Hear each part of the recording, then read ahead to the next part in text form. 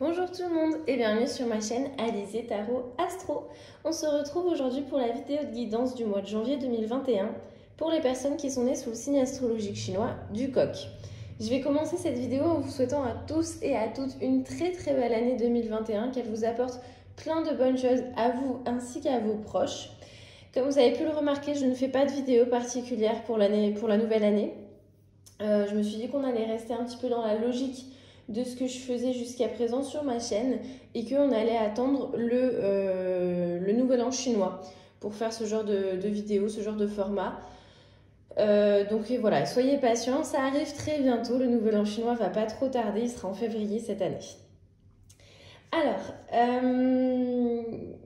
pour les personnes qui viendraient sur cette chaîne pour la première fois et qui ne connaîtraient pas leur signe astrologique chinois, vous êtes concerné par le signe du Coq si vous êtes né en 1933, 1945, 1957, 1969, 1981, 1993, 2005 ou 2017.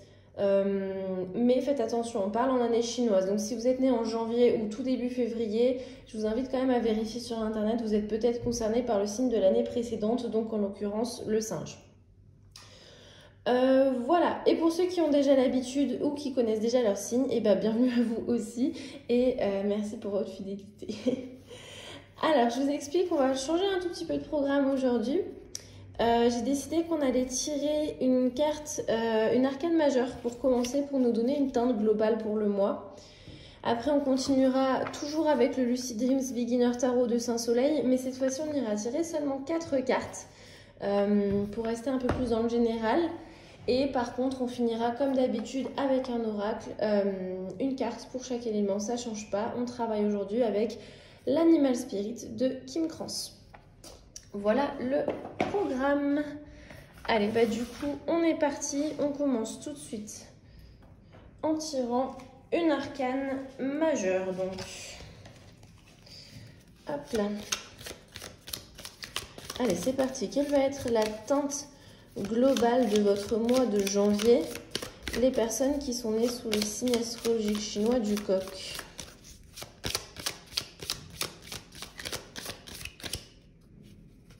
Hop là. Et on a la lune. Allez, je tire juste les autres cartes et après je vous fais l'interprétation globale. Donc, 4 cartes pour cette partie-là. On va bien mélanger.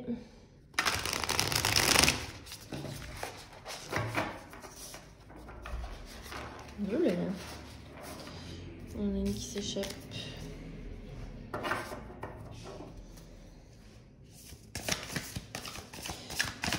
Alors, du coup, la première carte, elle va venir représenter... Oh là, il y a tout qui est tombé.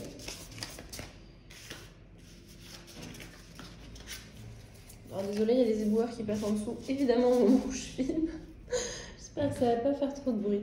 J'allais dire donc que la première carte, si elle veut bien sortir, si elle veut bien se manifester, va venir représenter un objectif qu'on vous invite à poursuivre ce mois-ci. Elle ne veut pas sortir, on va rester patient. Là voilà. Hop. Donc un objectif que l'on vous invite à poursuivre ce mois-ci. La seconde carte va venir représenter un obstacle qui va venir se présenter sur votre chemin ce mois-ci. Un obstacle qu'il va falloir surmonter parce que tout ne se passe pas toujours facilement dans la vie. Il vaut mieux être préparé, n'est-ce pas ?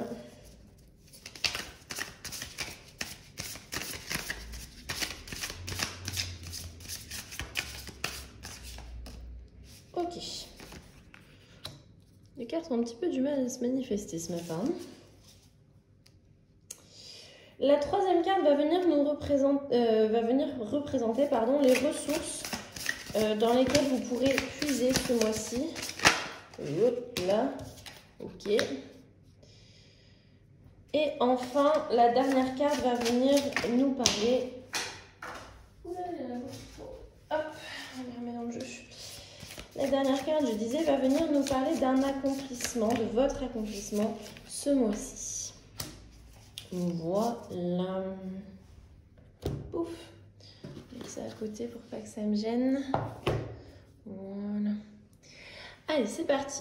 Donc, en teinte globale, ce mois-ci, vous avez la Lune. La Lune vient nous parler de choses un petit peu secrètes qui vont pouvoir peut-être remonter à la surface. Il est question de secrets qui vont peut-être être révélés quand la Lune apparaît. Il est question de vérités qui sont affirmées. Il peut être aussi question de choses familiales, de certains contextes familiaux qui vont peut-être s'éclaircir. Voilà, la Lune nous parle vraiment, en tout cas dans mon interprétation, la Lune vient nous parler de choses qui remontent à la surface, de vérités qui remontent à la surface, qui sont éclairées, de choses qui peuvent être un petit peu sombres, dans le sens où peut-être c'est des choses pas très agréables à apprendre, ou sombres dans le sens où elles étaient cachées, où vous ne les connaissiez pas, ou alors peut-être que la plupart des gens qui sont concernés ne connaissaient pas cette vérité-là. Mais que vous, oui, ça peut aussi être une possibilité. Donc voilà, des choses qui vont être révélées ce mois-ci. Est-ce que la suite du tirage va nous en dire plus? On va voir ça tout de suite. Et donc on commence avec l'objectif que l'on vous invite à poursuivre ce mois-ci. Alors du coup, je ne suis pas surprise parce que je l'ai vu se retourner. On a le magicien, le battleur en termes du tarot de Marseille. Le magicien vient nous parler de montrer ce dont on est capable, d'accord, de faire ses preuves un petit peu, de savoir exposer les outils que l'on a à notre disposition. Il est question aussi avec le magicien, le battleur, de savoir faire preuve de ruse, d'accord. Il n'est pas juste question de faire un étalage de vos habiletés, il est question de savoir un petit peu captiver votre audience, d'accord. Il y a un petit côté parfois un peu manipulateur avec le battleur, avec le magicien. Là, je vais utiliser ce terme, mais pas dans un sens négatif. Il est question, voilà, de savoir un petit peu manipuler ce qui est à votre disposition pour pouvoir arriver à vos fins. La carte du battleur, la carte du magicien, c'est une carte de manifestation. On se sert des ressources qu'on a à notre disposition et on manifeste nos habiletés, on amène à la réalité ce que l'on veut. C'est pas très français ce que j'ai dit là. On rend réel ce que l'on veut, c'est peut-être un peu mieux. Et en tout cas, voilà, pour votre objectif à poursuivre ce mois-ci, on vous invite vraiment à aller chercher, à aller puiser dans vos ressources, à aller puiser dans vos outils, dans les outils qui sont à votre disposition pour manifester des choses sur le plan concret, sur le plan réel. Ça peut signifier... L'interprétation la plus facile, on va dire, serait par exemple dans le domaine du travail où on vous invite vraiment à faire vos preuves et à montrer ce que vous valez. Mais ça peut effectivement aussi s'appliquer au domaine familial où peut-être que vous allez vouloir bouger certaines choses dans votre famille et que du coup il va falloir aller puiser dans vos ressources et dans vos outils et montrer ce dont vous êtes capable. Ça peut aussi tout à fait s'appliquer à une situation amoureuse. Bon, voilà, on est sur un tirage général, vous connaissez le topo maintenant. Vous mettez dessus la signification qui vous parle le plus ou vous gardez en tête cette idée plus générale pour voir comment ça pourra s'appliquer ce mois-ci pour vous. On va aller voir l'obstacle qui va se présenter à vous ce mois-ci. Deux cartes, deux arcanes majeures. Hein. On a le pape. Le pape en obstacle vient nous parler d'une certaine figure d'autorité contre laquelle vous aurez peut-être un peu envie de vous rebeller. Le pape vient nous parler d'une figure assez paternaliste dans le sens où c'est une figure qui va peut-être vous limiter, qui va vous dire non, tu peux pas faire ça parce que ça se fait pas. C'est pas dans nos valeurs, c'est pas dans notre culture, peu importe. La figure du pape est très très imprégnée de systèmes de valeurs. Ça peut être les valeurs religieuses, c'est très facile à dire hein, avec le pape. Jusque là, je pense que vous me suivez. Ça peut être effectivement le système de valeurs religieuses, peu importe votre religion ou votre façon de penser, votre spiritualité. Ça peut être aussi le système social dans lequel on évolue. Selon le pays dans lequel on vit, il y a certaines choses qui se font et d'autres qui ne se font pas. C'est tout ce code-là qui règle la vie sociale, la vie en société, là où on vit. Ça peut être les valeurs familiales, puisque le pape vient aussi représenter une figure, comme je disais, paternelle. Donc, quand il se présente en obstacle, il est question de faire attention aux croyances limitantes que l'on peut s'imposer à soi-même. D'accord ? C'est peut-être pas forcément quelqu'un de l'extérieur qui va venir vous limiter dans votre potentialité, c'est peut-être vos propres croyances qui vont venir vous limiter. Soyez-y attentifs. Donc encore une fois, que ce soit vos croyances spirituelles, religieuses, familiales, vos valeurs, soyez-y attentifs, soyez attentifs au fait qu'elles ne vous limitent pas ce mois-ci. Ou ça peut être une figure, une personne dans votre entourage qui va justement aller représenter une forme d'autorité comme ça, qui va vous limiter. Du coup, soyez à l'écoute de votre libre arbitre et de ce que vous voulez. Quelles sont les ressources dans lesquelles vous pourrez puiser de la force, de l'énergie, du courage, des capacités ce mois-ci? Oh, ok, très bien. On a le 9 de coupe. Le 9 de coupe vient nous parler d'une certaine satisfaction, d'accord? On est dans de la richesse émotionnelle, dans de l'abondance, dans du succès, dans la reconnaissance de ce dont on est capable, par la reconnaissance par nous-mêmes et par les autres, de ce dont on est capable. On est dans les succès, vraiment dans ce qu'on a réussi à accomplir, dans les accomplissements, voilà. Du coup, quand elle vient se présenter en ressources, cette carte-là, qu'est-ce qu'elle vient nous dire? Elle vient nous dire, mais n'oublie pas tout ce dont tu es capable en fait. Par le passé, tu as été capable de prouver que tu savais faire ça. Tu as été capable de prouver que... Tu as été capable de faire tes preuves, les gens l'ont reconnu par le passé, tu t'es reconnu par le passé dans tes accomplissements. N'oublie pas tout ce dont tu es capable parce que il y a une certaine forme vraiment de richesse. En plus, vous voyez, c'est bling bling, c'est doré, ça coule de partout. Franchement, une très grande richesse dans cette carte. Donc voilà, dans vos ressources, sachez ce que vous valez en fait, d'accord? N'oubliez pas ce dont vous êtes capable, la richesse vraiment qui est à l'intérieur de vous. N'oubliez pas vos accomplissements passés, vos accomplissements présents et vos futurs accomplissements. N'oubliez pas tout cela. Vous êtes capable de 1001 choses, vous êtes capable de victoire, de succès. Donc, ne doutez pas de vous-même et ne laissez pas les autres ou vos croyances vous faire douter de vous-même.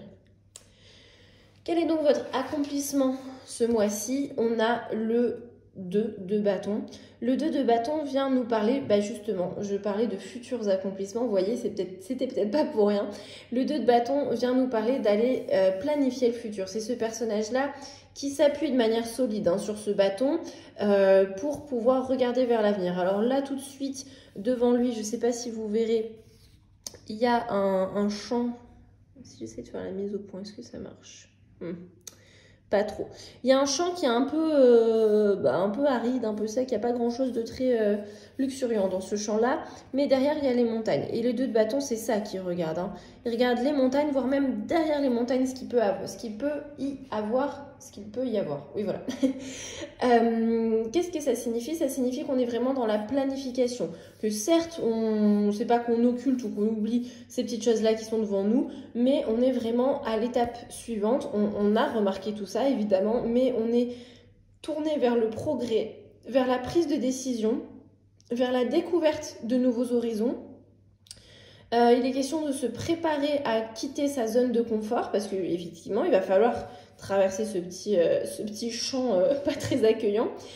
Il est vraiment question d'avancer, d'accord, d'aller quitter justement cette zone de confort, d'aller traverser quelque chose de pas très agréable, mais en ayant les yeux fixés vers l'avenir. Et donc le 2 de bâton se prépare justement à ce voyage, à cette nouvelle aventure. Il est dans la planification, dans le raisonnement. Ok, il va peut-être se passer ça, donc il va falloir que je prépare ceci, je prépare cela. Donc votre accomplissement ce mois-ci, c'est vraiment de se préparer au futur, tout en prenant en compte les difficultés qui peuvent se présenter sur votre chemin. Il n'est pas question d'être dans l'idéalisation, dans l'utopie. Non, non, on est vraiment dans une vision très terre à terre de ce que l'on veut et de mettre son énergie au service de cette préparation justement pour pouvoir s'assurer un futur excitant, agréable, plaisant, satisfaisant. Donc si je reprends un petit peu ce tableau que l'on a devant nous, on a vraiment en thème très important pour vous cette révélation de secrets, de vérités qui vont remonter à la surface. Avec la lune, on peut aussi être très dans l'intuition avec la lune, hein. Je ne l'avais pas dit, mais on peut aussi être très connecté à son intuition. Et du coup, on a vu qu'effectivement, il allait être question pour certaines personnes d'aller à l'encontre des croyances qui étaient déjà établies. Hein, vraiment, on retrouve cette lune par rapport à ce pape qui est en obstacle. On retrouve cette idée de il y a des envies que vous allez avoir et qui vont pas faire plaisir à tout le monde dans votre entourage ou dans la société dans laquelle vous évoluez. Ça va peut-être à l'encontre de certaines valeurs mises en place. Sachez que vous pouvez vous faire confiance, vous avez réussi par le passé, donc il n'y a pas de raison que là ce ne soit pas le cas. Sachez puiser justement dans cette capacité, dans cette confiance que vous pouvez retrouver en vous. Ne vous laissez pas déstabiliser par les personnes ou par votre système de croyances qui peuvent être limitantes peut-être ce mois-ci. On vous invite vraiment à faire vos preuves, d'accord ? C'est vraiment, le message est assez fort. Comme je disais, en plus, on a quand même 2 arcanes majeures. 3 si on compte la première, mais ça c'était parce qu'on allait choisir exclusivement dans les arcanes majeures, donc je ne vais pas la compter. Mais on vous invite réellement à faire vos preuves, à manifester ce que vous voulez et vraiment à pas justement vous laisser déstabiliser, à plutôt vous être dans cette position. Encore une fois, j'allais utiliser le terme manipulation, c'est un peu connoté négativement, mais sachez être maître de votre propre jeu, d'accord ? Sachez retrouver cette position-là. Et on voit que du coup votre accomplissement ce mois-ci, c'est vraiment de vous préparer justement à quelque chose de nouveau.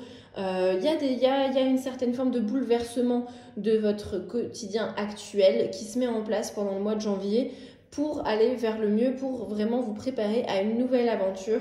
Et ça va être quelque chose de très positif. Donc accrochez-vous, il n'y a rien de catastrophique, ne vous laissez pas abattre. Vous avez de très belles choses qui s'en viennent. Allez, je vais remonter tout ça et on va passer du coup à la partie oracle. Hop, ça on va le pousser. Alors, je refais mon petit topo habituel par rapport à l'oracle pour les personnes qui ne connaîtraient pas. En astrologie chinoise, on a donc 12 signes. Ça, a priori, tout le monde le sait à peu près. Ils reviennent chaque année, donc une année chinoise, un signe. Mais on a aussi, et ça c'est un petit peu moins connu, 5 éléments. Qui sont un petit peu différents des éléments qu'on retrouve dans le tarot, etc. C'est-à-dire qu'il y a effectivement le feu, l'eau et la terre, mais les 2 autres éléments sont le bois et l'or et le métal, donc pas d'air. Pour chaque signe, l'élément reviendra par cycle de 60 ans. Donc vous verrez, je vais tirer une carte pour chaque élément et à chaque fois je préciserai les années qui sont concernées. Vous verrez qu'il y a un écart de 60 ans entre les années qui sont concernées du coup.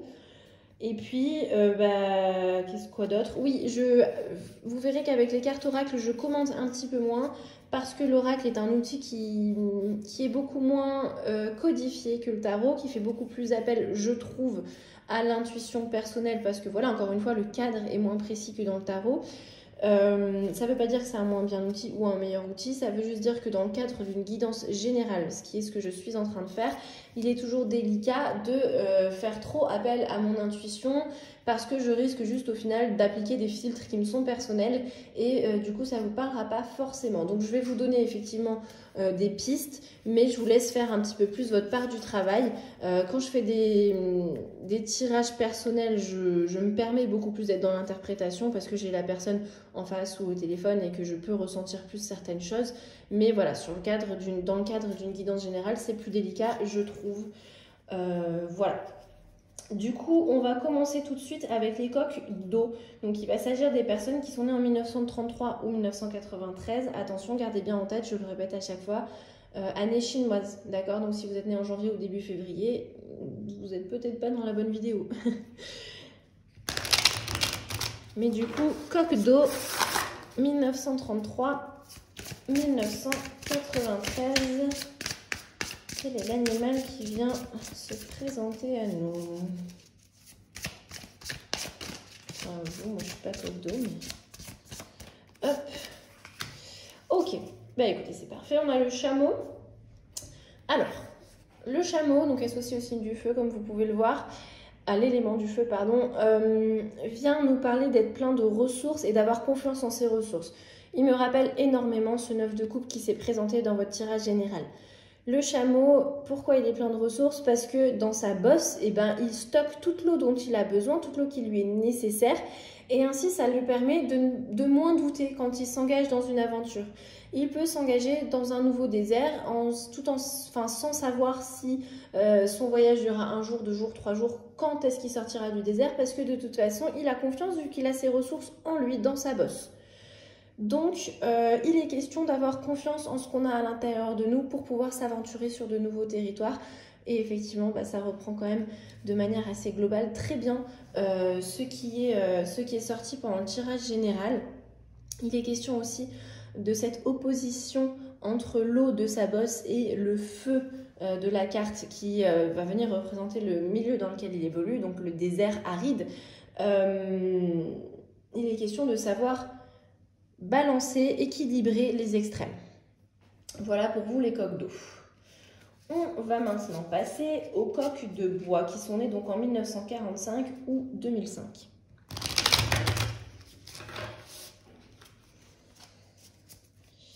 Allez, coq de bois, 1945, 2005.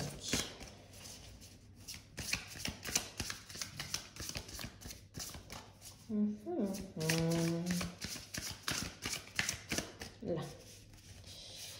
Hop. Très bien, on a le pan. Le pan va venir nous parler, à l'image du battleur, de savoir montrer dans le monde extérieur la beauté qui est à l'intérieur de nous. Le pan, dans l'imaginaire collectif, fait beaucoup penser à une espèce de parade un peu, comment dire, un peu superficielle. Il n'est pas question de ça dans cette interprétation de la carte. Il est vraiment question de, c'est pas superficiel, c'est juste qu'il montre au monde extérieur ce qu'il vaut à l'intérieur. C'est un animal qui est plein de magie, plein de beauté vraiment intérieure. Il est souvent associé à certains mythes d'ailleurs. Et c'est pas du paraître, c'est pas de la parade. C'est juste qu'il sait montrer au monde extérieur ce qu'il vaut à l'intérieur. Donc sachez, encore une fois, montrer ce dont vous êtes capable ce mois-ci. N'ayez pas peur de montrer vos vraies couleurs. Les coqs de bois. On va maintenant passer aux coqs de feu qui sont nés en 1957 ou 2017.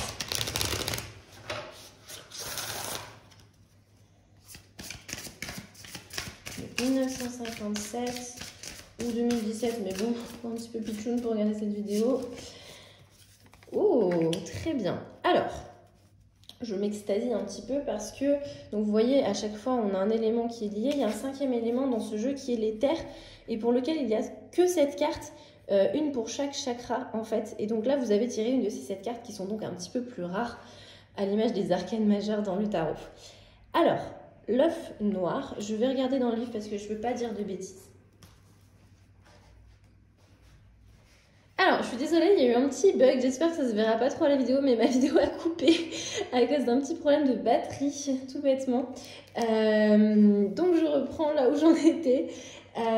Donc, on parlait de l'œuf noir et donc ce qu'il signifie par rapport à cet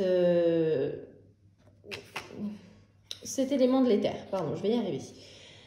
Alors, l'œuf noir est relié au chakra de la gorge, en fait. Et donc, il est question vraiment de s'exprimer, d'accord?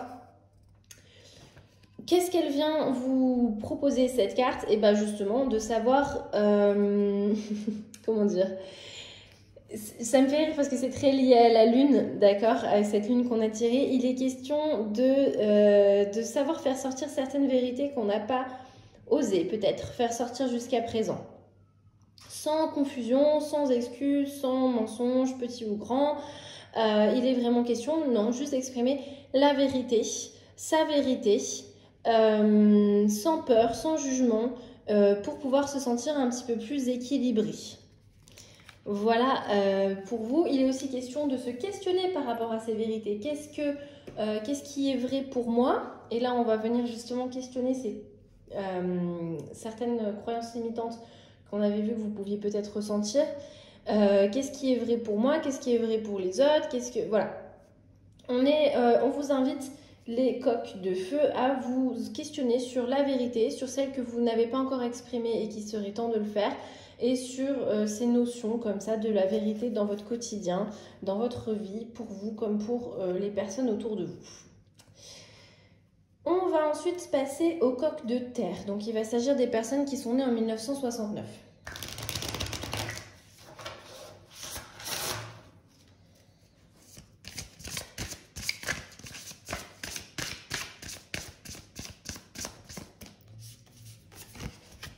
On a le dauphin. J'adore cette carte, elle est tellement colorée. Il y a des couleurs dans ce jeu, vous avez vu, il n'est pas qu'en noir et blanc, mais souvent elles sont par petites touches, alors que la carte du dauphin, elle ose être colorée. Alors, le dauphin, qu'est-ce qu'il vient vous dire? Donc c'est un être, on le sait, qui est très intelligent et qui est aussi un être qui peut être guérisseur. Alors, le dauphin est entre autres utilisé dans certains pays, je pense par exemple en Amazonie avec les dauphins roses, au Brésil dans le fleuve de l'Amazonie.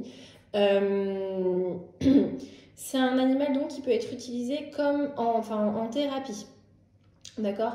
Je ne sais pas si vous avez entendu parler de ça, la zoothérapie, donc la thérapie avec des animaux qui agissent comme thérapeutes, comme médiateurs. Ou ça s'appelle aussi du coup la médiation animale. C'est un sujet qui personnellement m'est assez cher puisque je me forme à ça dans ma pratique professionnelle actuellement vu que je suis moi-même soignante. Et donc les dauphins ont vraiment une capacité de guérison du fait qu'ils ont une intelligence très intuitive et qui ressentent assez facilement les choses. Ils peuvent être du coup très joueurs aussi par rapport à ça. Ils peuvent avoir l'impression de prendre un petit peu les choses à la légère pour justement détourner pour pas qu'on se prenne trop au sérieux et qu'on soit trop attristé par certaines situations, certaines difficultés. Alors bon, effectivement, aller trouver un dauphin là tout de suite aujourd'hui, je pense que pour vous comme pour moi, c'est pas évident. À moins que vraiment vous viviez à côté d'un endroit où il y a beaucoup de dauphins. Et encore, pour avoir vécu pas mal de temps dans le sud, vous l'entendez peut-être à certaines intonations parfois, j'avais pas accès aux dauphins. Pourtant, il y en a en Méditerranée, mais voilà, c'est pas évident. Non, du coup, de quoi il est question avec cette carte réellement? Il est question d'aller savoir être à l'écoute des personnes autour de vous qui vous sont chères pour pouvoir peut-être apporter justement cette sensibilité assez subtile, cette joie de vivre dont il pourrait peut-être, qui pourrait peut-être leur faire du bien. Il est aussi question, quand la carte du dauphin apparaît, d'avoir des choses positives qui vont venir se présenter sur votre chemin. Donc c'est à la fois une carte qui vous invite à aller être à l'écoute de vos propres émotions, déjà pour commencer, à être à l'écoute de vos propres émotions et de savoir les prendre à la légère. Il est question aussi de savoir appliquer cette légèreté et cet optimisme aux personnes autour de vous et que ça pourrait leur faire beaucoup de bien, que peut-être l'air de rien, avec juste un rire, une phrase qui désamorce un peu une situation, vous allez apporter beaucoup de bien-être à une personne ce mois-ci. Et il est aussi question d'avoir de très bonnes choses qui vont se présenter sur votre chemin. Donc une carte très très positive pour vous, les coqs de terre. On va du coup terminer avec les coqs d'eau. Et donc il va s'agir des personnes... pas d'eau du tout, on les a déjà fait, ils sont là avec le chameau. Les coqs d'or ou de métal. Vous allez peut-être trouver les deux appellations, les deux termes sur internet, si vous êtes allé chercher votre élément, coq d'or ou de métal, c'est la même chose, d'accord? Et donc il s'agit des personnes qui sont nées en 1981.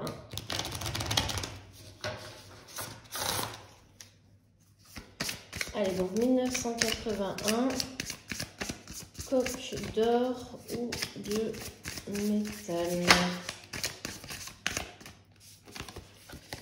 Ok, très bien. On a le lézard.